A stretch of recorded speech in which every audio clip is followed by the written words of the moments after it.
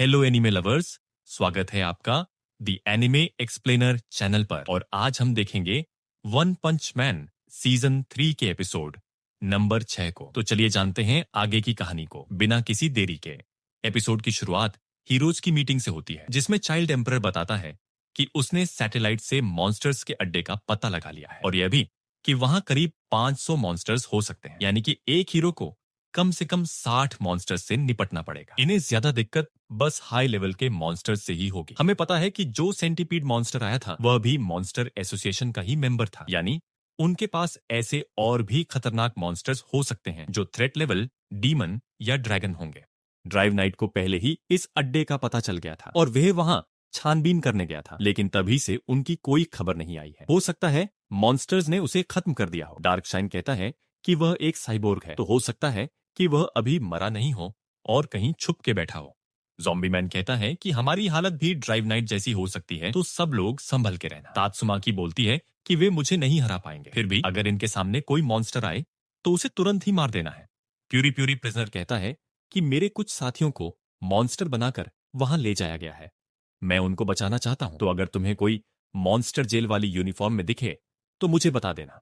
Atomic samurai कहता है कि मेरा भी एक पुराना दोस्त मॉन्स्टर बन गया है, पर मैं उसे मारने को तैयार हूं। मॉन्स्टर बनने के बाद उनका कोई इलाज है क्या? प्यूरी प्यूरी प्रिजनर कहता है कि मैं उन्हें जादू की झप्पी और पप्पी देकर देखूंगा, हो सकता है कि वे होश में आ जाएं। फ्लैशी फ्लैश कहता है कि मॉन्स्टर किंग ओरोची और गारो जरूर थ्रेट लेवल ड्रैगन होंगे, हमें उनसे अकेले नहीं लड़ना है। तात्सुमाकी कहती है, अरे फाइनल बॉस को मैं संभाल लूंगी, तुम लोग छोटे मोटे मॉन्स्टर्स को मार के मेरा रास्ता साफ कर देना।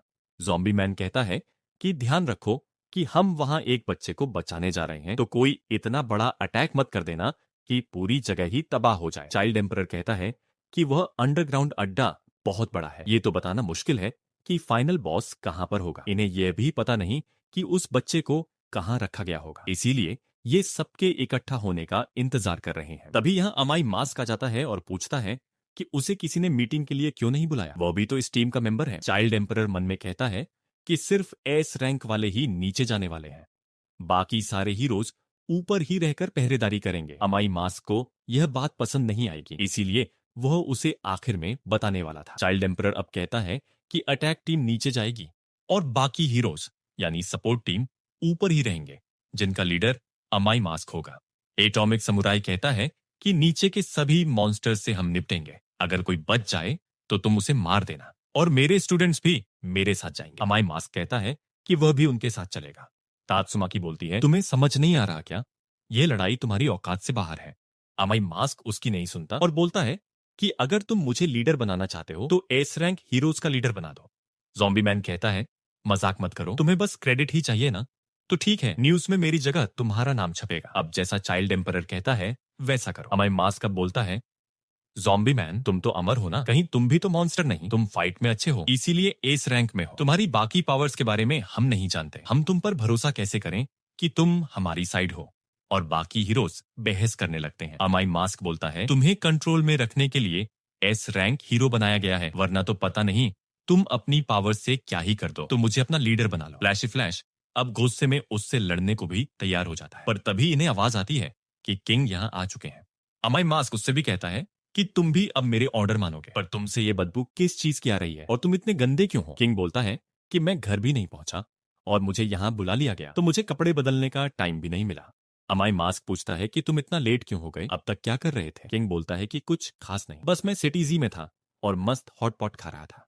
और इतने में ही पीछे का आदमी बोलने लगता है कि किंग पूरी रात मॉन्स्टर्स से लड़ रहे थे, उनके कपड़ों में जो दाग हैं वह मॉन्स्टर्स का खून है, ये बहुत थक गए थे और हम इन्हें यहाँ ले आए। किंग मन में सोचता है कि ये लोग हमेशा गलत बात का ढिंडोरा क्यों पीटते हैं।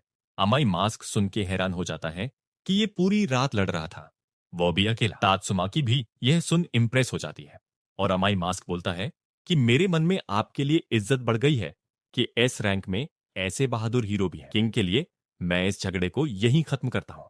इतना बोल के वो यहां से चला जाता है, पर कहता है कि मैं अटैक टीम के साथ फिर भी नीचे जाऊंगा। खैर, सपोर्ट टीम भी अब यहां आ गई थी और हीरोज के निकलने का समय हो गया था। सेकिंगर कहता है कि वह भी हीरोज के साथ जाएगा। स्टिच बोलता है कि मुझे लगा तुम सिर्फ फेम और प्रमोशन के भूखे हो। सेकिंगर कहता है कि इसमें तो कोई शक नहीं है, अगर मॉन्स्टर एसोसिएशन को हरा दिया तो मुझे प्रमोशन मिल ही जाएगा और मेरा नाम भी इतिहास के पन्नों में लिखा जाएगा। सेकिंगर अब सपोर्ट हीरोज के पास जाता है और उनसे कहता है कि तुम्हारा काम होगा कि कोई भी मॉन्स्टर भागने की कोशिश करे तो उसे खत्म कर देना। जैसे ही एस क्लास हीरोज अंदर जाकर बच्चे को बचा लेंगे, फिर तुम लोगों का काम होगा उसे सुरक्षित यहाँ हेडक्वार्टर्स में ले आना।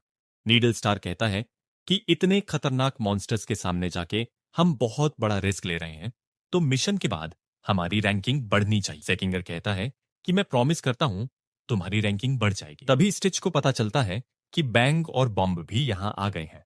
सिल्वर फैंग कहता है, अरे मेरा फोन टूट गया है तो नया मिलेगा क्या? और गारो का कुछ पता चला कि वो मॉन्स्टर एसोसिएशन में है कि नहीं। स्टिच मना कर देता है क्योंकि इन दोनों को मिशन के बारे में कुछ नहीं बताना है, क्योंकि सिल्वर फैंग ने गारो को जिंदा छोड़ दिया था, जिस वजह से ये लोग अब उस पर भरोसा नहीं करते। ये बात सिल्वर फैंग भी समझ जाता है।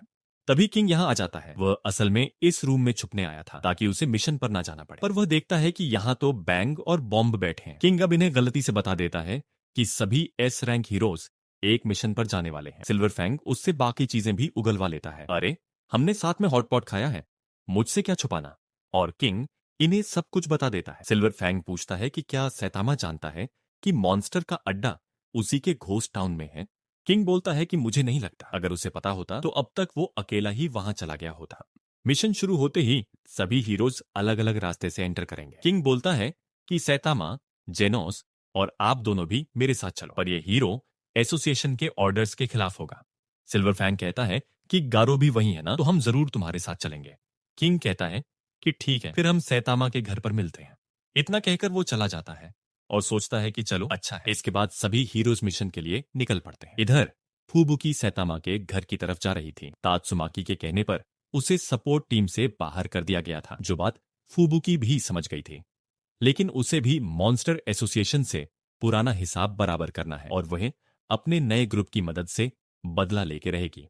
इसके बाद हम जेनोस को भी देखते हैं, जिसने अपनी नई बॉडी बनवा ली थी और अब उसकी पावर और भी ज्यादा बढ़ गई है। लेकिन यह आर्मर डॉक्टर कुसेनो ने जल्दी जल्दी में बनाया है, तो जेनोस अपनी फुल पावर का इस्तेमाल 10 सेकंड से ज्यादा नहीं कर सकता, वरना आर्मर टूटने लग जाएगा और अगर उसका एनर्जी कोर फट गया तो जेनोस की मौत भी हो सकती है। जेनोस और फुबुकी अब रास्ते में एक दूसरे से मिल जाते हैं। जेनोस बोलता है, अब तुम्हें क्या चाहिए? ये मत सोचो कि तुम जब चाहे मुंह उठा के यहां आ सकती हो। फुबुकी कहती है कि तुम भी तो यहीं पड़े रहते हो ना। जेनोस कहता है कि वो मेरे मास्टर हैं और मैं कमरे का आधा रेंट भी देता हूं। फुबुकी बोलती है, कौन सा रेंट? इस बिल्डिंग का तो कोई मालिक ही नहीं है और सैतामा यहाँ बिना परमिशन के रहता है, वह तुम्हें स्कैम कर रहा है। ये दोनों अंदर जाते हैं और वहां सैतामा था ही नहीं।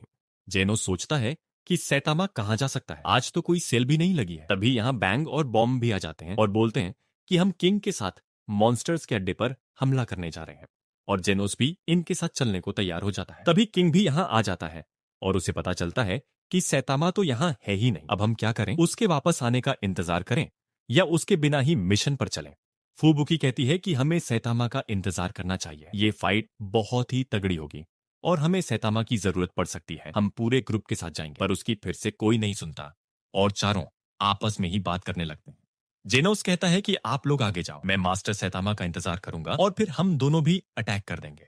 किंग मन में सोचता है कि सैतामा के बिना जाने का मतलब ही क्या है? तुम कहां हो सैतामा? और हम देखते हैं कि सैतामा तो पहले ही गटर में उतर चुका है।